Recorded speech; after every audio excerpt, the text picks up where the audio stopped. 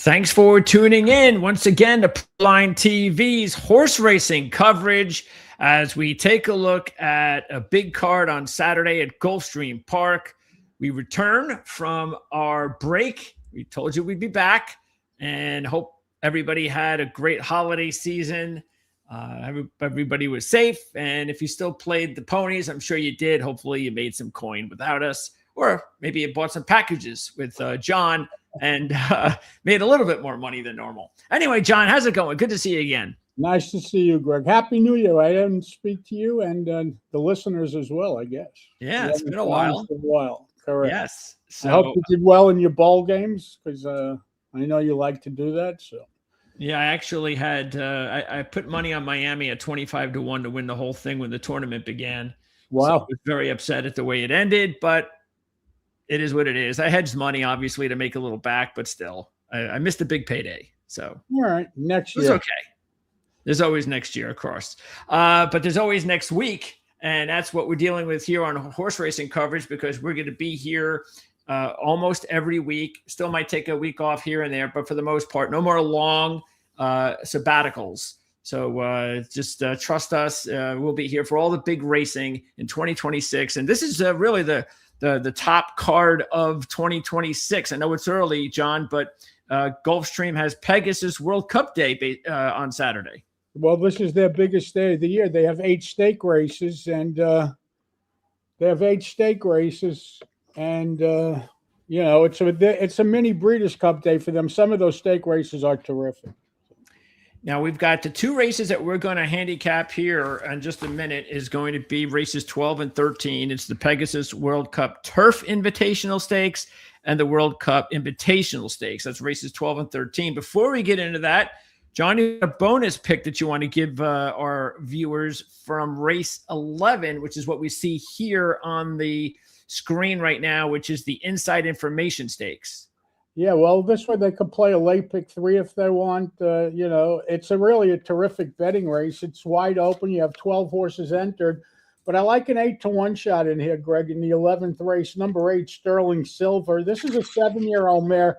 Not many people improve off of Bill Mott. I'm not saying this horse improved since leaving the Mott barn, but she ran very, very well last time out while making her first start for Anthony Margada. She cuts back to 7 furlongs today. She draws a good outside box. Javier Castellano re-rides. The horse is listed at 8-1 on the morning line. I believe you'll get it. They have plenty of horses to play in there. I like number 8, Sterling Silver, to upset and win this year's 11th race, which is the Inside Information Stakes. All right, there you go. Nice little bonus pick for our show today. It's the least we could do since we've been off for quite a bit. But now we're going to get right into it with races 12 and 13. You've got the Turf Invitational Stakes. That's going to be first. And both of these races are $1 million races. Actually, the 13th, the World Cup Invitational Stakes, the one on dirt, is a $3 million race. So this is a $1 million race. And the morning line favorite is the 2, Program Trading. That's a Chad Brown Pratt combo. But looking over this race, John, of course, there's a 12 in the field.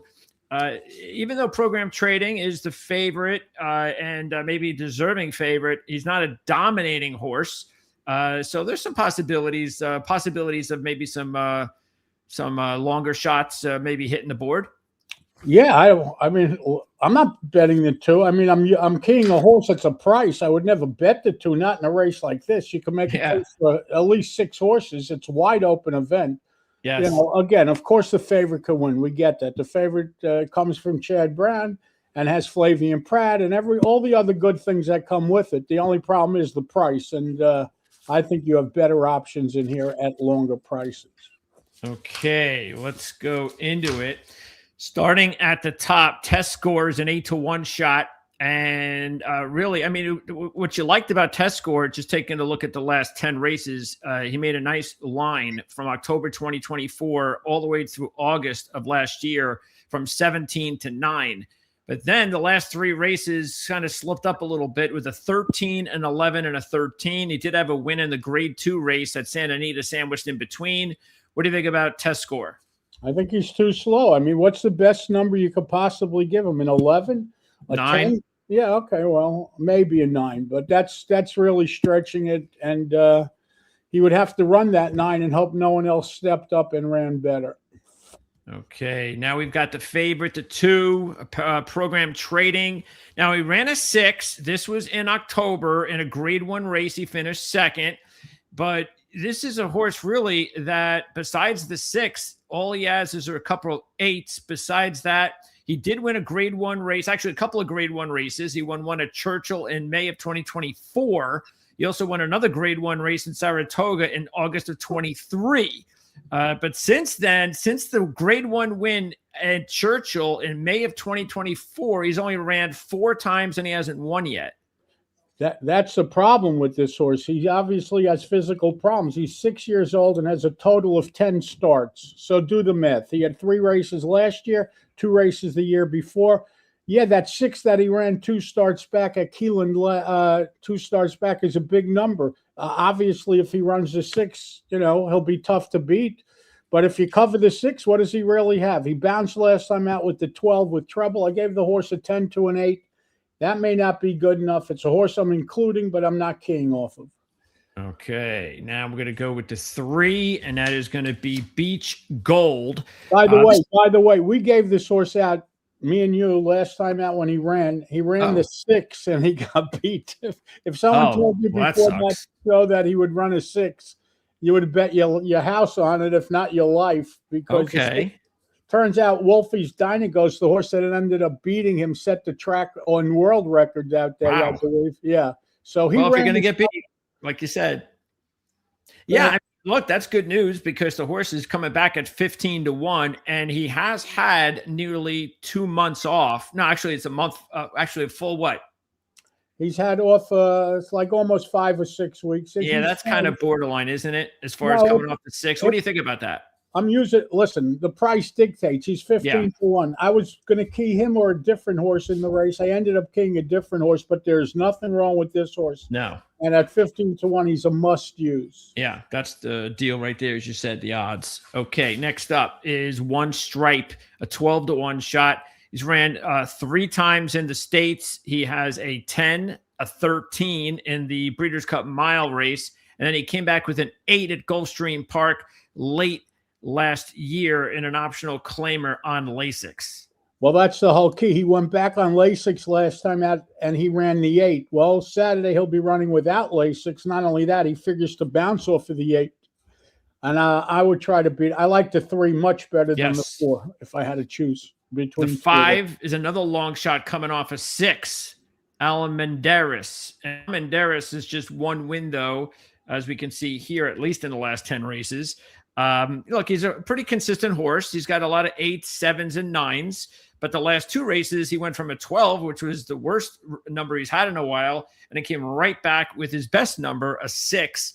What do you think about this horse? Well, all this horse's races were in California. None of them have been on the East Coast. And California turf is totally different than East Coast turf, especially at Gulfstream, where they're having rain all week. They're having rain, actually, as we speak now. So this turf course is not going to be like the turf courses he's used to running on in California, where they're hard like a rock. These turf courses have given it. So for that reason, I was a little bit against them. But again, this is a horse that's 20 to 1. And if you're looking at numbers and you're looking at odds, how could you not include him? So I am including him. I don't like him, but the price forces me to use him. Yeah, very similar to the 3. Exactly. Well, but the 3 did it at Gulfstream. That's the difference. And yeah. Okay. So yeah, but not a couple of bad long shots to consider for sure. All right. The 6 is another long shot at 15 to 1. Call sign 7. But call sign 7 is maybe, I mean, it looks like it could be even more interesting because he's got a nice line. So he's really coming in here with his best race was an 8. Now that was in late November. So he's had almost 2 months since the 8. That was a grade 2 win at Del Mar. Another horse coming over from California. But again, you are getting 15 to 1. So what about call sign 7?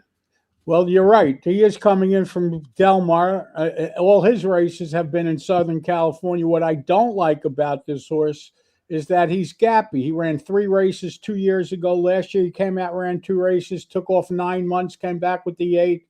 and now he's coming back. I mean, he's okay. You know, again, he's similar to other horses. I guess it would be a game time decision if you saw the odds, but I think I like other horses in the race.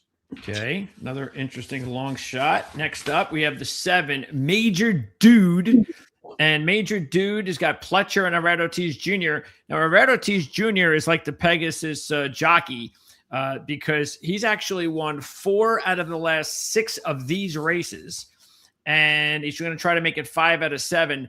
The horse did have a 5 to start January of 2025. But by the way, then, Greg, that 5 was running this race last year. So yes, just keep that. I mean, I don't like him on Saturday, but I'm just pointing it out. So he definitely likes the course. But but since then, he only has 1 single digit, and that was a 9 at Kentucky Downs in September. He's been off since October when he won a race at Aqueduct.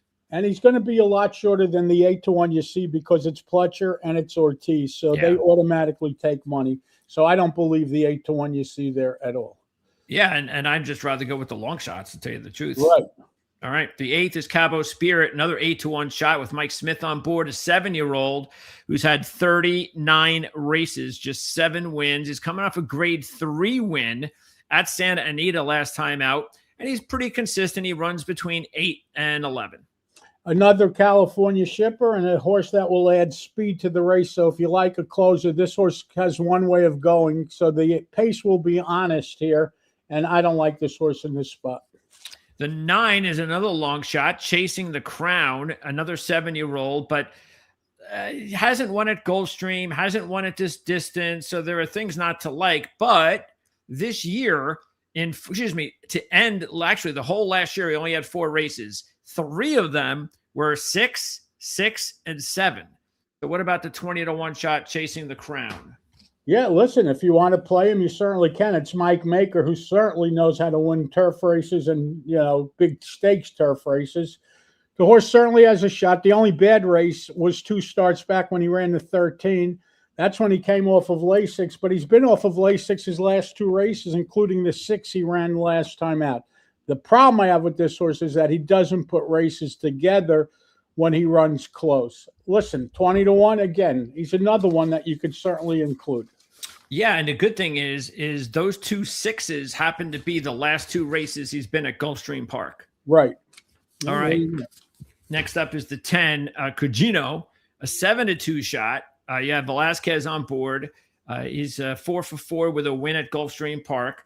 And he's another horse coming off a 6. That was at Gulfstream, and that was at this distance in that grade 3 race we talked about before. So what about Cugino? Well, at 7-2, I want to play against him. I was going to use him, but at 7-2, you know, breaking from all the way out there, he's not better than other horses. No, he's not. There's a lot of other, I mean, the long shots we talked about have got 6s. Yes, exactly. And this one's off a 6 top, and he looks like he's bouncing, and he's losing Pratt to go with it. So all right. The 11 is Astronomer, another 7-year-old who has only won 3 times in 22 starts. Yeah, but he's also earned $410,000. He's okay, but he's just too slow for this spot. And then an oldie but a goodie, Fort Washington. We've talked a lot about Fort Washington over the last few years. He's a nice long shot play at times. And who's to say that this isn't a good time either? You mentioned the one horse who raced in this race last year. Well, so did Fort Washington, and he ran a 4 in this race last year, coming in 5th. He's a closer, and he really needs the speed up front. So, yeah, I mean, Fort Washington's one of those horses that if you get good money, I think you got to put him in play. This is my top selection. I think he's going to run the big race. He runs well fresh. You know, last year, he finished 5th in this race. Okay, so he ran the 4, though, at Gulfstream Park. You know, yes. So I understand he's up against it with the post, but I think he's going to be a price. So therefore, he became my top selection. All right. So you're going to go. I'm keying the 12. That's Fort Washington and Exact is 1st and 2nd with the 2 Program Trading, the 3 Beach Gold, and the 10, the 9 Chasing the Crown. Yeah. Okay. 12 with 2, 3, and 9.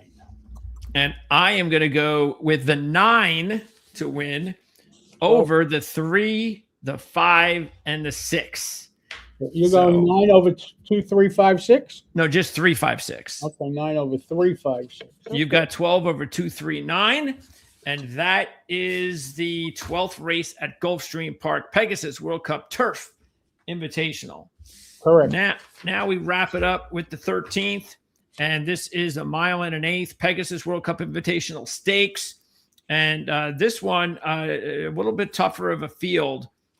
You have, let's see, who was the favorite in this race? Is it the 1? The 1 is the favorite, the morning line favorite. I don't know if he's going to go off the favorite, but he is the morning line favorite as we speak. Okay, so let's go through it, starting with the 1. Let me get this field in play here. Okay, there you go. Starting with the 1, Disco Time, and this is a Cox-Pratt combo, a horse that has never lost. He's 5 for 5. He's been the favorite at post time all 5. The numbers are just fine, even better than fine. 14, 2 12s, and 2 6s. His last race was in November. This is only his second graded stakes race. He did win a grade 3 race at Fairgrounds. So what about Disco Time as the favorite? Well, I don't think he's going to be that big a favorite, even if he is the favorite. But there's a lot of things to like about him. First of all, he's never done anything wrong. Second of all, he gets Pratt for the first time. Pratt and Cox won at an unbelievable high percentage. He also has the inside. He's going 1 1/8 miles, which is a major advantage. And he's getting Pratt. He just figures to work out such a good trip in here. I think he's going to be very tough in this spot.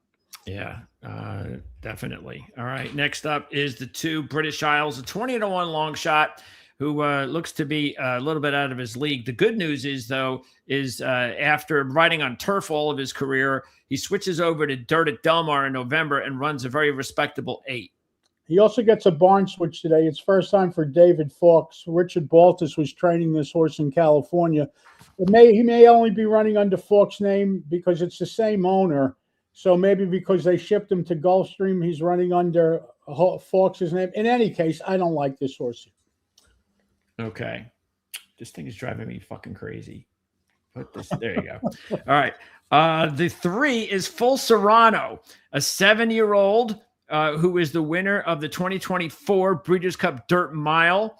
And at that point, he had run a 6. Then he ran an 8 and a 6 after he took a long layoff from that win in the Breeders' Cup Mile. Unfortunately, after the 8 and the 6, he ended last year with a 12 in another Breeders' Cup Dirt Mile race, which he did not fare well. So, yeah, there's some things to be a little bit suspicious about here, including the fact that he's 7 years old, but he is 12-1. And he did have trouble in his last race, if you see the T on the sheets. And he was also bouncing off the 6. This horse is live here. I'm definitely using this horse. He's 12-1, and he made my cut. Okay, now the 4 is Banishing, a 20-1 shot with Jose Ortiz on board, coming off a 5 in his last start in December. And that was with our old friend Chad Summers. No. The 5 was not for Chad. That was after Chad's. Okay, Chad only had 1 race. When he went back to David Jacobson, they shipped him to Del Mar. He ran under Summers' name because Jacobson couldn't get licensed in California or didn't get licensed. So he was really running only under Chad Summers' name for that race in the Breeders' Cup. It was the worst race that he ran all year. He did go back to Jacobson last time out and right away rebounded with a big race. The problem is he figures to go backwards off of the 5. Okay. Yeah, let's see. He ran a 5 in April, and he bounced to a 9. He ran a 4 in July. He bounced to a 7. Right. So yeah, but he is 20-1. Yeah. So listen, you want to throw him in, you certainly can. He's Jose Ortiz, so there's a lot of things to like about him. Yeah, that's not bad. Okay. The 5 is another oldie and a goodie. Skippy Longstocking, 7-year-old with Safi Joseph and Tyler Gaffleone combining here, coming off a 4 in a grade 3 win in December at Gulfstream Park. And he went through a couple of bad races in a row, and maybe there was some thought from the outside at least that, well, he's getting old. Maybe it's over for Skippy Longstocking. And he said, nope, that's not the case. He came back with that 4 last time out. Well, the bad news is he ran the 4. because off of the 4 is a lifetime top at the age of 7. Yeah. So when he ran a 5, he bounced to a 9. When he ran a 6, he bounced to a 13. When he ran a 6, he bounced to a 10. So now he's off of a 4. I mean, you want to throw him in because he's 15-1, and it's Saffie Joseph who does terrific there. But I think this horse is regressing big time. The 6 is Matticat Road, a Bob Baffert trained horse with Mike Smith. Only 1 win out of 9 and no single-digit numbers here. He's just too slow. He doesn't have a shot. He doesn't belong. He's going to take money because it's Mike Smith and Bob Baffert, but I don't care. I can't play him. The 7 is Tappan Street, and Tappan Street was a horse that we thought was going to be a contender for last year's Derby after the Florida Derby win, and then he must have got hurt, so we never heard from him again until his last race at Gulfstream Park when he ran a 7 and an optional claimer was the Lasix. Yeah, he got hurt a few weeks before the Derby last year. I actually had a future bet book on this horse, 200-1. Ugh. I was so happy, and then he went and got hurt. That's the problem with betting horses in the future bet. They got to make it to the races. The thing about this horse is how many horses could say they beat Sovereignty? Well, this horse beat Sovereignty. That's right. It's going to be the horse of the year. We had him that day, by the way, when he won the Florida Derby last year. The question is, this is his second start back off of a layoff. If you're looking at the numbers, he's really never did anything wrong. If you watch his last race, visually, it was really unimpressive. He won the race, but he was like all out to win. Listen, it's another Brad Cox horse in the race. He is coming off of Lasix, but he's never done anything wrong. The problem is the price just isn't long enough. But I'm using him because he had the potential, and he may turn out to be a really nice horse before all is said and done. Yeah, and the good thing, too, is he does have all of his racing experience at Gulfstream Park. Something that just that's just the way it worked out. You're right. I mean, he was running in those stakes that get you points for the Derby last year. He ran in the Holy Bull, the Florida Derby. So there you go. Okay, now we've got another long shot. The 8 is Poster, and Poster not that great on turf, but it's interesting. You look at Poster's numbers on turf. He went from 19, 17, 11, so he did improve. And you look at his dirt numbers, he went from 14, 8 to 5. So he's improved in both surfaces, but he's coming off of 5 at Gulfstream Park in a grade 3 race last time out. So I guess there's definitely a bounce to consider. Yeah, and he's also Pratt is off. Pratt opted for the 1. I mean, 20-1's a little bit of a crazy price just off of his last couple of races. But that being said, I think you have better options. Yeah, he's not a bad long shot play if you want to mix him in there. Yeah. Captain Cook is a 15-1 shot. Pletcher and John Velazquez. This was a horse that had some Derby whispers early, but he just never came through. Just kept running seconds and thirds and fourths, and the numbers just not fast enough. Correct. The 10 is Mika. Mika is trained by Maker. And that's a 10-1 shot. The good news about this horse is his last 3 races, he is headed in the right direction with an 11, an 8, and a 7 last time out early December. So what about Mika? Well, if you read between the lines, this horse is a little interesting. First of all, as a 2-year-old, he ran 3 times, 2 of them on the grass. Then he comes out this year. He runs 2 races on the grass. For some reason, they thought this was a turf horse. And they got lucky because his third start of the year was scheduled for turf, and it came off the turf. It was a rain-off. So he ended up running on the dirt, and he won. And he ran a 6-point new top. So they said, well, the hell with the turf. Let's keep him on the dirt. He ran an 8, 2 starts back. Off of that 8, you would have played the horse to regress and bounce. The fact that he didn't bounce and he moved forward, to me, is a very strong sign. So this horse I'm going to use because, nothing wrong with him. As a matter of fact, those 2 races on dirt before the second, he won by a combined 23 lengths. Well, that doesn't matter. The fact is that he won, though. But yes, you're right. You're 100% right. It helps. All right. Next up is the 11, White Barrio. And White Barrio, another oldie and a goodie, another 7-year-old, Saffie Joseph, a Red Ortiz Jr., who has won 3 out of the 6 of these races. This horse, we've the problem is that he's kind of disappointed us. He disappointed me in the Whitney, even though he ran a 4, and he disappointed you in the Jockey Club Gold Cup when he ran in 5th. He still got nice numbers. But if you remember, he had major trouble. The guy almost fell off the horse. That was the Whitney, right? Yes. Yeah. No, the Jockey Club Gold Cup is where the whole accident happened, and the inside horse. Listen, the problem with this horse is he's got the 11 post. That's the problem, and he's 4-1. He's kind of outposted. Yeah. That's his problem. And he's 7 years old. He hasn't raced since late August. Correct. So yeah, that line. Well, if you remember, he was scratched at the Breeders' Cup in the post parade. Oh, that was it. Okay. Yeah. Okay, that's why I thought it was the second race. So no, we talked about him. Right. You picked him, but he didn't race. Okay. Exactly. He was scratched by the stewards when the horses came on the track. Okay. Anyway, by the way, he's got 8 wins out of 10 at Gulfstream. Yeah, he loves Gulfstream, but he's got the 11 post. Listen. Yeah, he's got the 11 at 4-1. Yeah. The 12 is Brotha Kenny, a 30-1 shot that looks a little bit slow. Yeah, I don't like this horse. He's not getting better. The last race was at Zia Park, first time without Lasix in a while. I don't like him.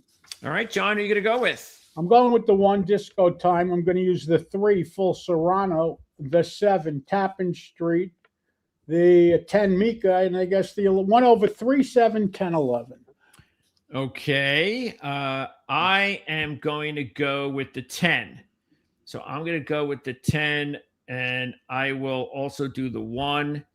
And I'm going to put in the 4, the 7, and the 8. 10 with 1, 4, 7, 8. Very good. And you've got 1 over 3, 7, 10. John's 11. Bonus pick, race 11, is the 8. And John, we do this again next week. I think the Holy Bull is next week, but yes, we will be doing it again next week. Yeah, I'll go over that as I say goodbye. Okay. Thank you, Greg. Thank you, listeners. We'll see you all next week. Stay safe and be well, everybody. Thanks, John. Thank you. All right. So I just noticed the comments. I guess they popped in about a few minutes ago. So let's see. Well, most of these, I don't know what that is. That's spam, I guess. What do we got here? Yep. Okay. So yeah, let me just take a quick look at our schedule, because I know we might be taking another week off soon. Let me see. Let's see. I've got a schedule laid out for a while now. Next week, yes, John is correct. We are back next week with the Holy Bull. And there are about 8 graded stakes races next week from Gulfstream, Oaklawn Park, Santa Anita, and Tampa. But we'll be doing Holy Bull for sure. And then maybe the Forward Gal, if that's a good race, because that's also on this Gulfstream card. So that's our target 2 races for next week. Then we return with another show because there are 3 graded stakes races at Santa Anita. We also come back on the 14th. We have 4 graded stakes races at the fairgrounds, including the Risen Star. Then we are scheduled to take a week off. That is on the 21st of February. So it looks like we're going to be good for the next several weeks. We come back on the week of the 28th because they have a monster schedule at Gulfstream, including the Fountain of Youth. And that is like the first Trigger Derby prep race. So that's going to be fun. A lot of big races that day at Gulfstream. And that is just about a month from now. And that concludes my scheduling from now until the end of February. So so pretty much we are going to be back every week except one, and running, of course, through the end of February.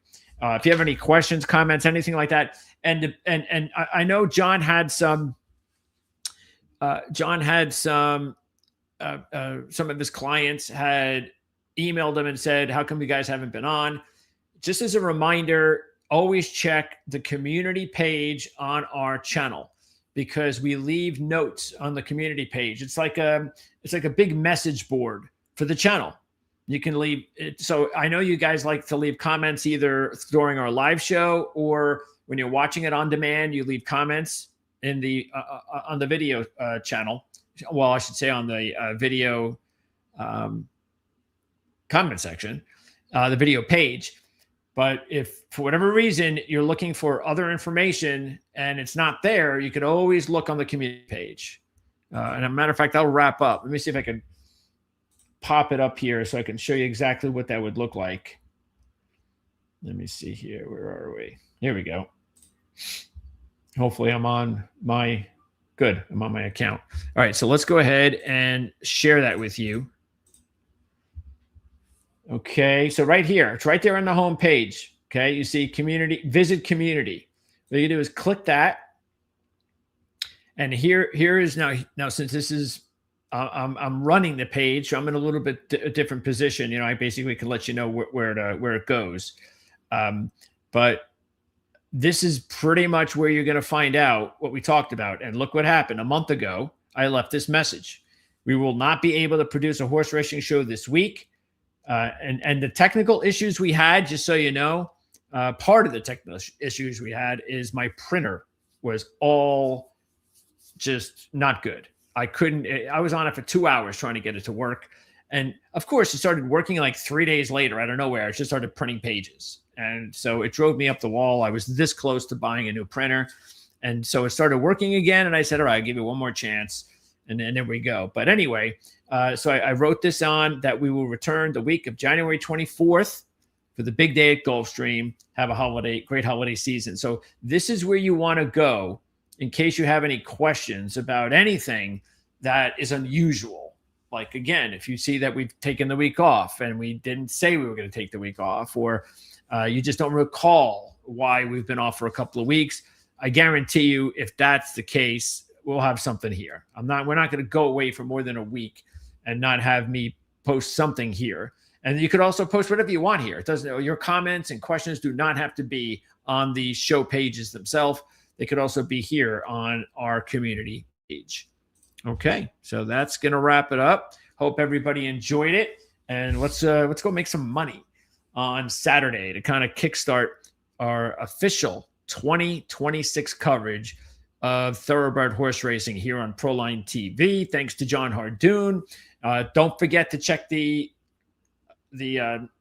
comment section, not the comment section. I haven't done this in a while. Actually, I have. Why am I not getting this? Let me make sure, because I know sometimes it's difficult, and I don't want to lead you guys anywhere that you shouldn't be. So let me just make sure I get the right terminology for this. The description area. Yeah, that's what I'm looking for. So yeah, just click on the description part of the video. It's usually towards the bottom. If you want, I could also show you what that looks like, just in case you don't know, but you should. It's real easy. And let's see, where am I? Okay, let me pop this up again so you can take a look at it. Okay, so let's go to this one. Okay, so right here, you got a video. It's on demand, and all you have to do is come down here and you read this. Thoroughbred handicapper gives analysis, picks, blah, blah, blah, and there's a more. What you can do is click that, and this pops up. And this is where we have all the links, how to purchase race sheets, how to get packages from Jon over at his site, to follow Jon on X, to follow our channel on X, to follow me on X, all of the links right here. And all you had to do is just, where is it? It's down here. Okay. Just hit the more button. That's it. It's that simple. That pops up. That's where all the links are. Okay. So again, thanks for checking us out and for being back and for returning to us after our hiatus. Let's go out and get it done. And I appreciate the comment, Pepe Alonso 7482. For Jon Hardoon, I'm Greg DePalma. Thanks for tuning in. We'll see you next time.